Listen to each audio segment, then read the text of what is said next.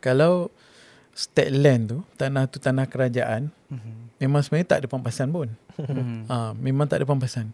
Kalau pengambilan tanah, macam satu projek, dia buat pengambilan tanah, ada rumah ibadat kan.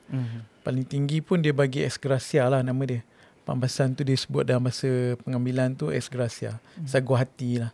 Tapi saguh hati tu pun sebenarnya kita kena tengok lah. Kalau dia betul-betul sah, valid, bolehlah kita bayar.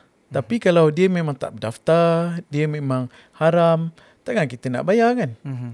Tapi itu pun ada isu jugalah bila ada campur tangan orang politik. Kadang benda tu memang haram, tapi nak dibayar juga kan. Nak dicari tapak ganti. Kenapa kita perlu cari tapak ganti sedangkan dia buat secara haram? Itulah macam yang dekat baru ni PJS 4 tu kan. Dia buat cantik-cantik. Memang kalau kita nak invest satu tempat, mengeluarkan modal yang banyak, kita akan pilih lah tempat tu, tanah kita. Bukan tanah orang lain. Kan?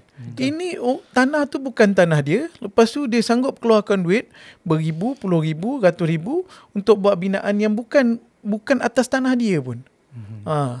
Jadi bila nak buat penguasaan, dia nak minta tanah ganti, nak minta pampasan. Jadi ni sebenarnya tak betul. Dan orang politik pun kalau dia rasa takut pula kan. Dia rasa takut hilang undi contohnya. Jadi dia buat sesuatu yang di luar daripada normal. Itu pun jadi masalah juga. Kita macam penjawat awam selalunya dia akan ikut arahannya. Kalau tak terima arahan, dia biarlah. Contoh ada setengah rumah ibadat ni, dia bila kita tengok, bila dia orang bawa satu isu tu pergi ke peringkat atasan Exco untuk buat perobohan, dia punya alasan tak nak buat sebab apa? Tak ada projek.